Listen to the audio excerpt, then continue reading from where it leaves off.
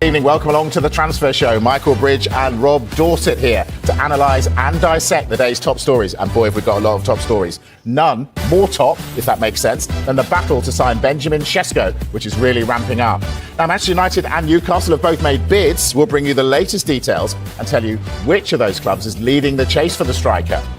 And Manchester United present an official bid, as Bill revealed today.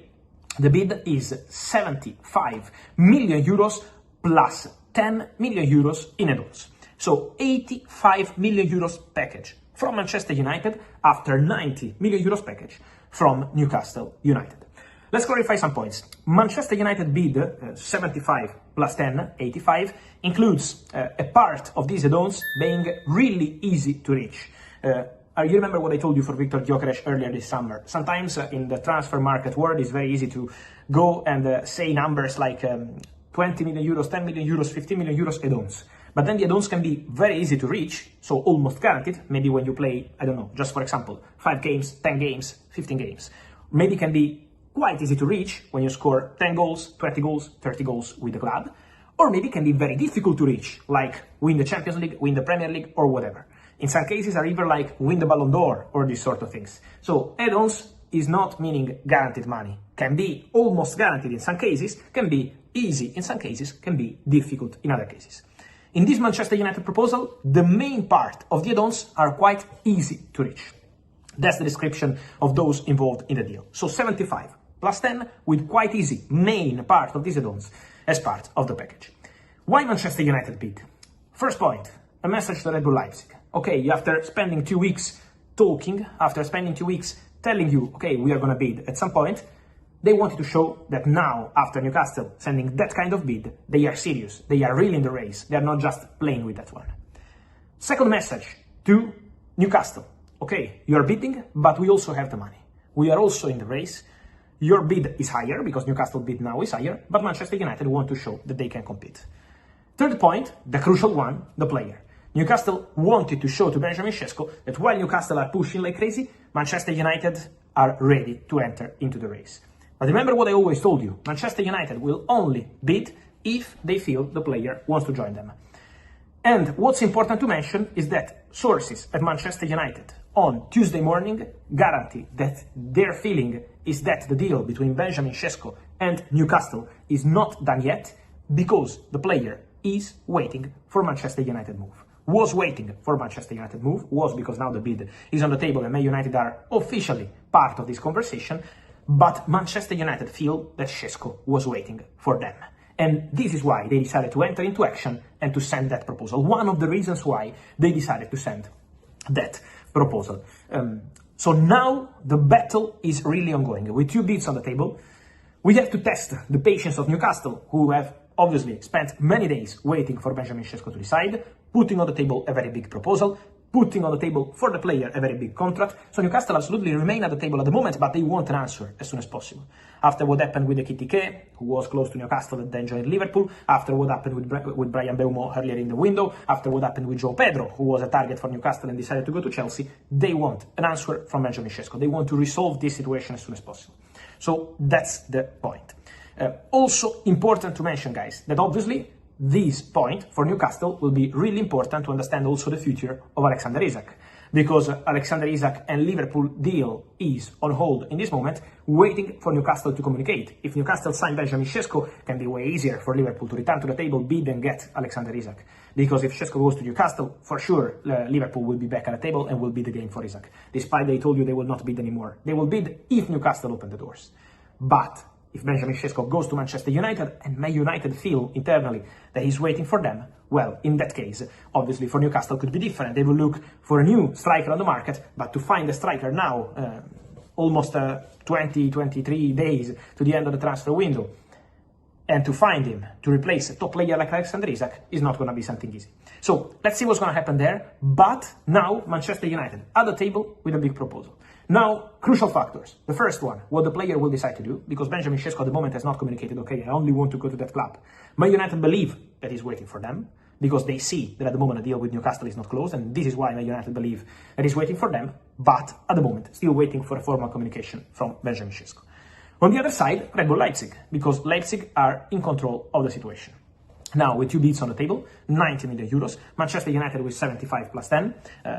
Newcastle with 80 plus 10. So Leipzig, obviously, are enjoying this situation. It's a bidding war. It's a big saga. The player is still not officially exposed. So Newcastle are quite happy with this situation.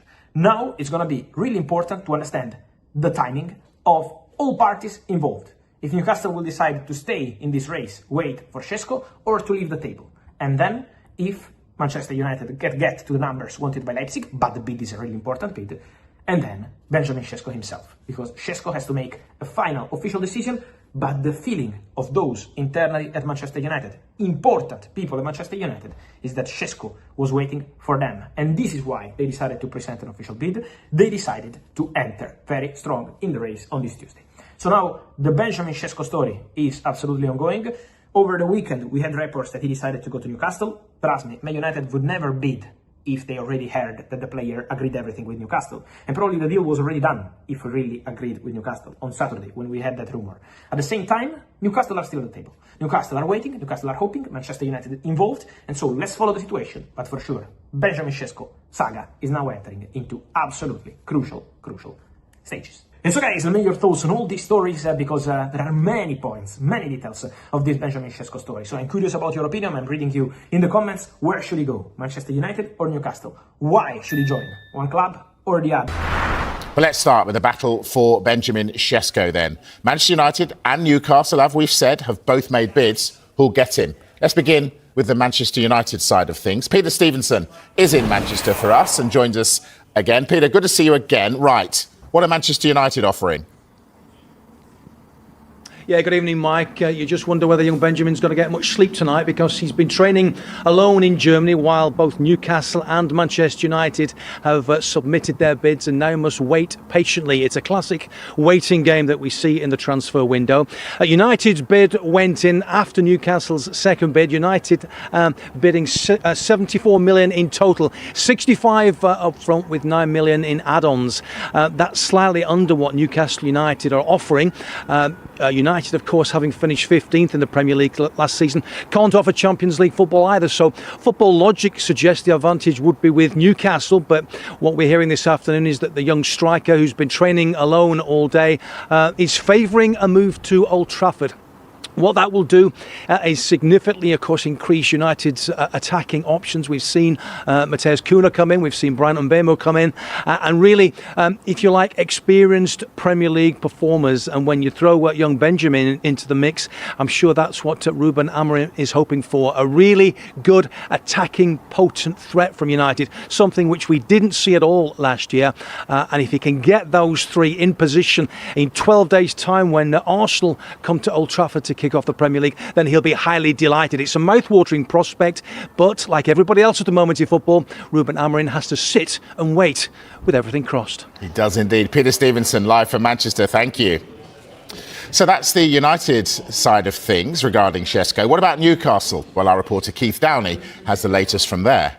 They made that first bid on Saturday morning that was turned down by Leipzig. They asked them to come back with a different structure, different payment terms. Newcastle did that and more and raised their offer last night to 80 million euros. So round about 70 million pounds plus a potential 10 million pounds in add-ons. So Newcastle's offer is actually 5 million euros more, should I say, than Manchester United's. As one source is telling us, maintains that the player favours a move to Manchester United over Newcastle United, and I think that will be hard, really difficult for the people in power here at Newcastle United, who have already seen multiple players slip through their fingers this summer of the offers to Leipzig, and we've yet to get clarification from the player. And until that, as far as Newcastle are concerned, their bid is still live and on the table.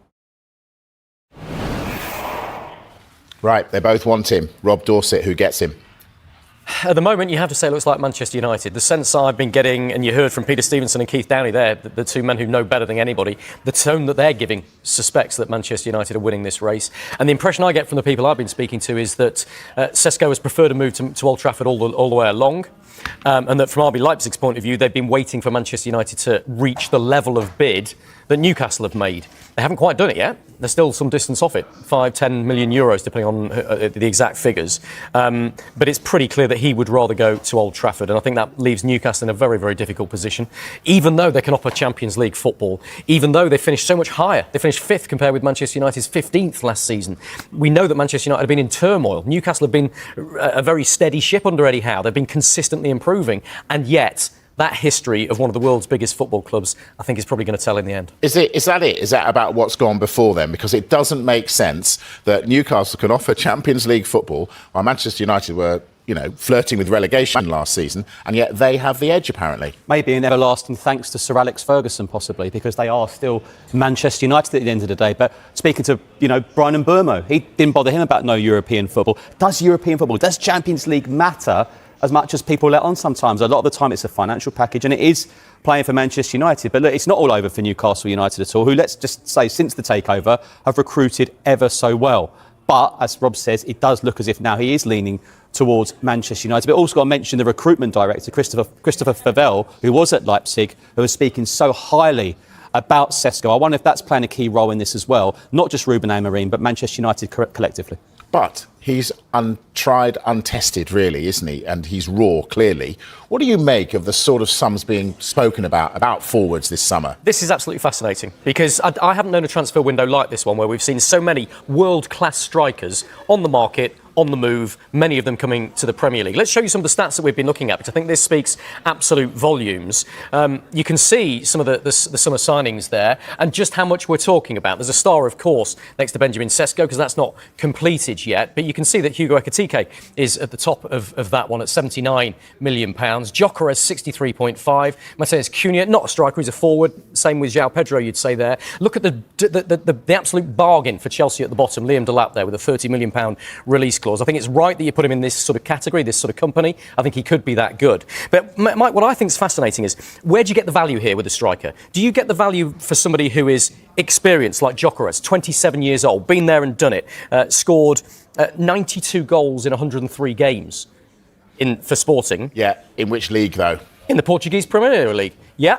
But he's been there and done it. He's 27. He's a proven goal scorer. Arsenal, of course, were looking at Benjamin Sesko. They were monitoring for more than a year, and they decided no. They've gone for Gyökeres instead. They had the ace trump, the trump card here. They decided Gyökeres. They wanted somebody ready-made to go straight into their side, try and help them win Premier League titles, Champions League. They didn't have time to wait around for maybe 2 years for Benjamin Sesko at 22 to prove what he can do in the Premier League and become that sort of player.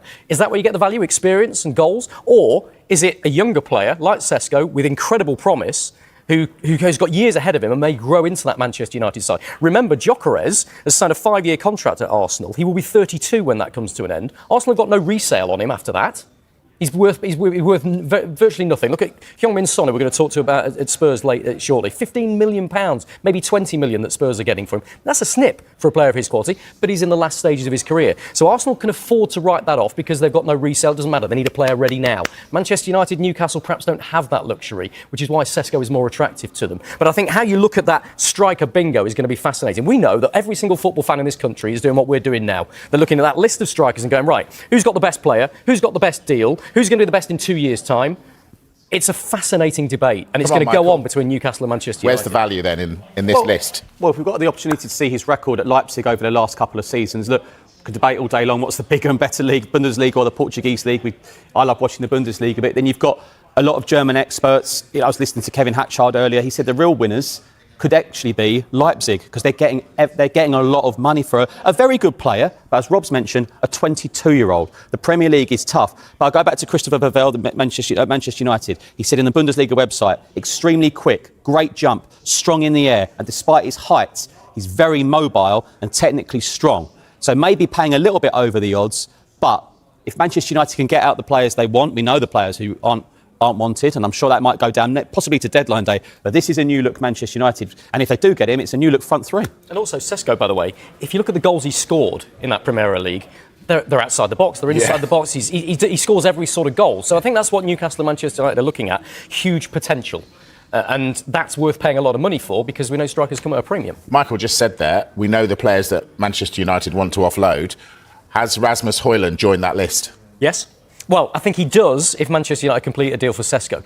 And that's because Manchester United are not the Manchester United of old when it comes to the finances. They can't just afford to scoop up every bit of talent in European football and play them. We know finances are tight, and we know that if they complete this Sesko deal, they'll have spent £214.4 million already in this transfer window. They have to start offsetting some of that cost. Rasmus Højlund, they might get £35 million for, only half what they paid for him 2 years ago today, by the way, which speaks a lot about the business Manchester United have done in the last couple of years.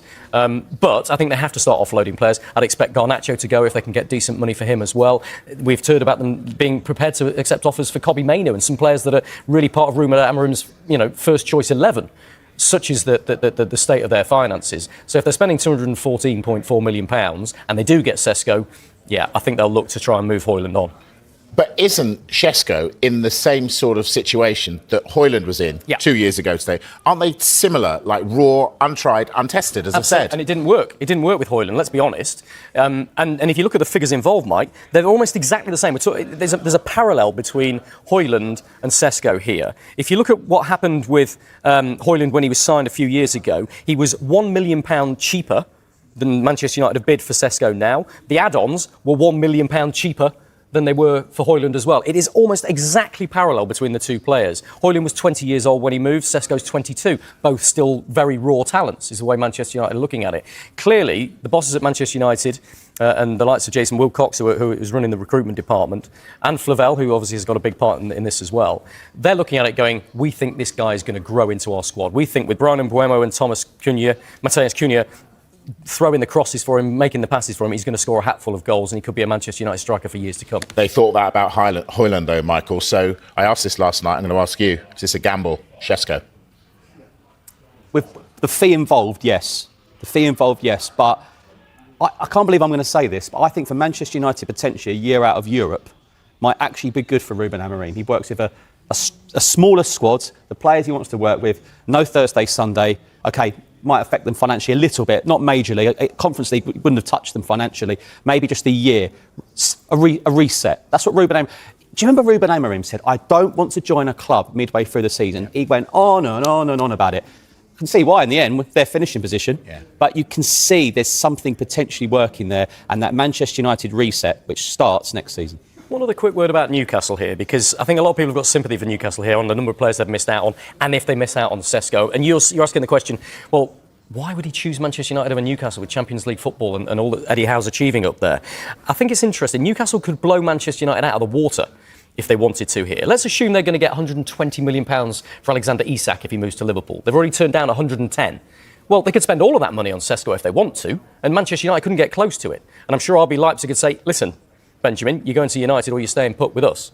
But they haven't done that. Why haven't they done that? Because they're not sure that he's worth that. There's no point in replacing Alexander Isak, tried and tested in the Premier League, a world-class striker has done it at this level, with a raw 22-year-old, if you're paying almost as much money for him. Newcastle know that Sesko has a certain value and they're not prepared to go beyond that. That, to me, says a club being well run. To the clubs that are really struggling to get business done. Now, people weren't with us perhaps in the 5 o'clock hour, but you went through all the players that Newcastle, Rob, have missed out on. Just run us through that, and let's try and put into context how awful a window they're having at the moment. Not through any fault of their own. Their recruitment process has been really impressive. All that they can do is identify the players and try and sign them. And bear in mind the backdrop of all of this is a situation which is not of their own making with Alexander Isak, who clearly wants to leave the club and go to Liverpool and has not trained with the squad and made it difficult for Eddie Howe and the rest of his teammates. You can't necessarily blame Isak for that. He's ambitious. If you come in and a club like Liverpool turn your head, I understand it. But it's in that backdrop that Newcastle have been trying to do their transfer business. And look at the players they've gone in for. And this isn't just players they've liked that have been on the list. This is players that they've gone in for and failed to sign. Liam Delap left Ipswich, went to Chelsea for £30 million, which could well still be the bargain of this transfer window. Newcastle missed out on him. João Pedro, serious negotiations with Brighton. He went to Chelsea. Hugo Ekitike. Newcastle couldn't compete with Liverpool. He went there on big money. They liked Matheus Cunha and Brian Mbeumo. Where did they go? Manchester United instead. Again, two players who chose Manchester United over Newcastle, which seems to be the same case with Sesko. They needed a centre-back. They looked at Dean Howson from Bournemouth, thought there was good value for money there. He went to Real Madrid.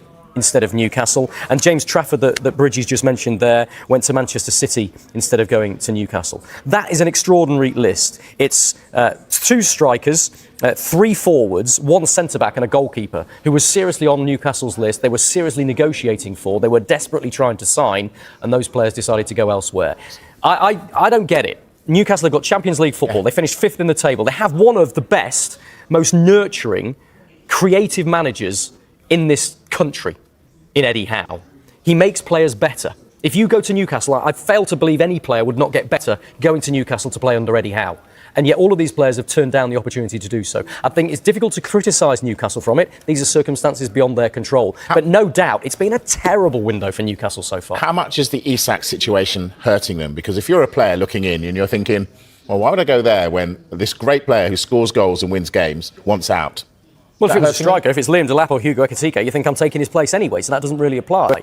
I don't know, what do you think, Bridge? I look at Newcastle and I think their midfield 3 is probably one of the best in the Premier League. Yeah. Joe Linton, who he converted to a midfielder.